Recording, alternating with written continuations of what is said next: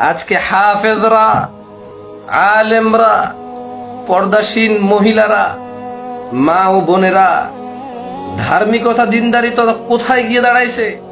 আমাকে এক বোন প্রশ্ন করলো, জামশেদ ভাই। তিনি লিখলেন, আমি ওনার প্রশ্ন দেখে বড় হতবাক ছিলাম, আমি কম্পিত ছিলাম, আমি আতঙ্কিত ছিলাম যে আমাদের দিনের নলেজ কোথায়। বলল যে আমি খুব পর্দাসীন, আমি কখনোই কোনো ছেলের সাথে রিলেশনে যাইনি। এক পর্যায়ে ফেসবুকে আমার কাছে একটা অ্যাড আসে, ছেলের প্রোফাইল, ছেলে হাফেজ এবং আলেম। আমি হাফেজ এবং আলেম দেখে ছেলেটাকে আমি অ্যাড করলাম। ছেলেটা আমাকে মেসেজ দিল, দু একটা মেসেজের রিপ্লাই করলাম। হাফেজ আর আলেম দেখে আমি তার সাথে চ্যাটে লিপ্ত হলাম।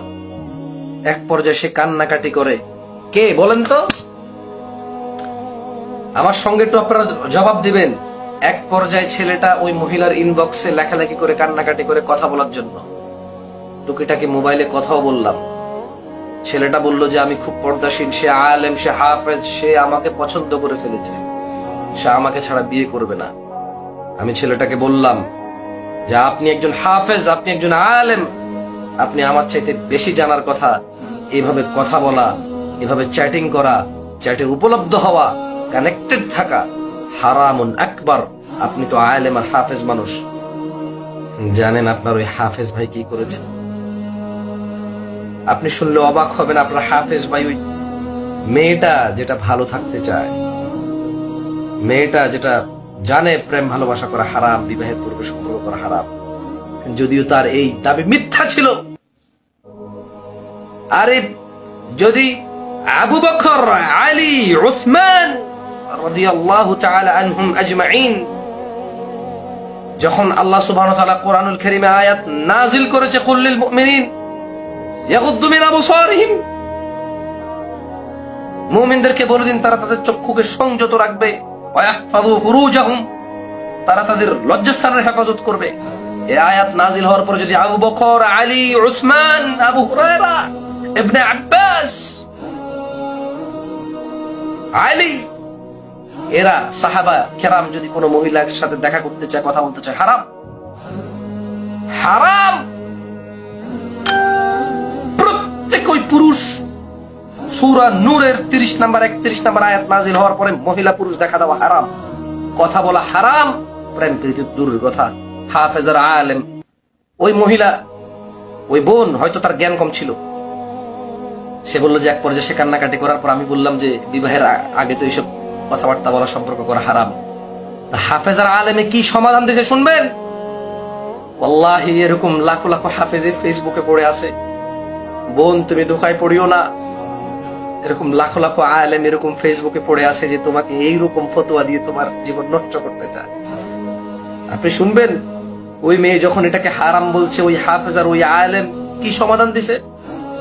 বললো যে ঠিক আছে আমি খুতবা পড়বো, তুমি আমিন বলবা, আমাদের বিয়ে হয়ে যাবে। ফেসবুকে বিয়ে। বাহ বাহ বাহ, what a solution, what a solution. কি সলিউশন? মেয়ে বলল আপনি হাফেজ আলেম মানুষ, আপনি জানার কথা, এইভাবে কথা বলা হারাম। তো ছেলে হালাল করার পদ্ধতি বের করলো। ছেলে এবার মেয়েকে বললো যে আমি খুতবা পড়বো, তুমি আমিন আমিন আমিন বলবা, আমাদের বিয়ে হয়ে যাবে। বললাম হোয়াট ইজ ইউর কোয়েশ্চেন নাও? আমি মহিলাকে লিখলাম যে হোয়াট ইজ ইউর কোয়েশ্চেন, তোমার প্রশ্ন কি? বললো যে শেখ, আমি আপনার কয়েকটা লেকচার শুনেছি, আমি এখন খুবই আতঙ্কিত, আমি খুবই লজ্জিত, আমি ভীষণ ভীতু, আমার দ্বারা যে অন্যায় হয়ে গেছে আমি কি করবো আমি বুঝতেছি না। কারণ ওর সাথে কি আমার বিয়ে হয়ে গেছে, তাইলে আমার তো বাবা মা জানে না।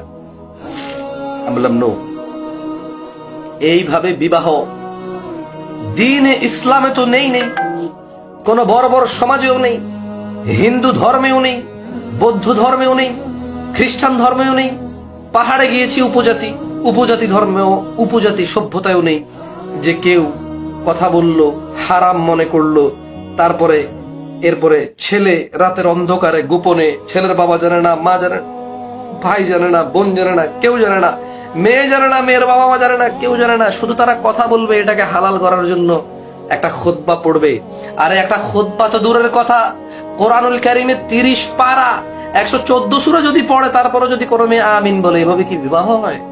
আমি বললাম বোন তুমি বলো, তোমার এলাকায় কি এরকম এর আগে বিবাহ হয়েছে? বলে যে না। আমি বললাম তুমি বলো, এভাবে কি কোনো সমাজে বিবাহ হইতে তুমি দেখছো? বলে যে না।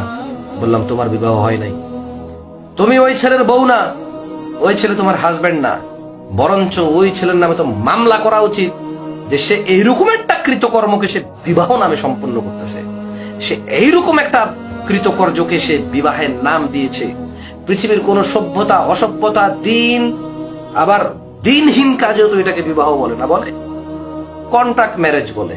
ওরা ডিল করছে একসাথে থাকবে, বাট এরকম ফেসবুকে কথা বলার জন্য মোবাইলে খুতবা পড়বে, মেয়ে আমিন বলবে, বিবাহ হয়ে যাবে, এবার কথা বলা যাবে। দিনের জ্ঞান কোথায় গিয়ে দাঁড়াইছে যে হাফেজ এমন কাজ করে? আর বোন তুমি না পর্দাশীল, তুমি তো বললা তুমি রিলেশন করো না, তাকে হাফেজ আর আলেম দেখে তুমি তাকে অ্যাড করছো। What is this? আরে আবু বকর ওসমান তোমাকে অ্যাড পাঠাইলে তুমি করতে পারবা না, কারণ আল্লাহ তোমাকে বলেছে ওয়াকুল লিল মুমিনাত ইয়াগদুদনা মিন আবসারিহিন্না ওয়া ইয়াহফাযনা ফুরুজাহুন্না।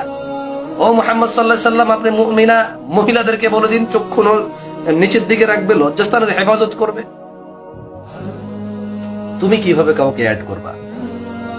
আর সে আলেম আর হাফেজ, সে তখন আমি একটা উদাহরণ দিলাম, কোন আলেম হাফেজ মোবাইলে খুতবা পড়ে প্রেম করলে যদি হালাল হয়ে যায়, এভাবে যদি বিবাহ হয়, তাহলে কোন পুরুষ কোন পতিতালয় গিয়ে কোন মহিলার পাশে বসে খুতবা পড়বে, মহিলার সাথে তার কামনা বাসনা মিটাবে, আর তারপরে বলবে যে তালাক তালাক তালাক, 3 তালাক, তালাক হয়ে যাবে। এরপরে আবার সে কোন পতিতার কাছে যাবে, গিয়ে বলবে যে আমি খুতবা পড়তেছি, তুমি আমিন বলো। এরপরে সে তার কামনা বাসনা মিটাবে, তারপরে বলবে তালাক তালাক তালাক। হাফেজ, ইয়া হাফেজ আনতা আলিম? লা ইয়া আখি, লা লা লা, ও হাফেজ না, ও আলেম না, তুমিও পর্দাশীল না। তুমি হাফেজ দেখে অ্যাড করো, খুতবা শুনে বিবাহ কবুল করো, তুমি কিসের পর্দাশীল? আর ও কিসের হাফেজ, কিসের আলেম? আল্লাহে আমি কোথায় থেকে শুরু করবো, কোথায় শেষ করবো?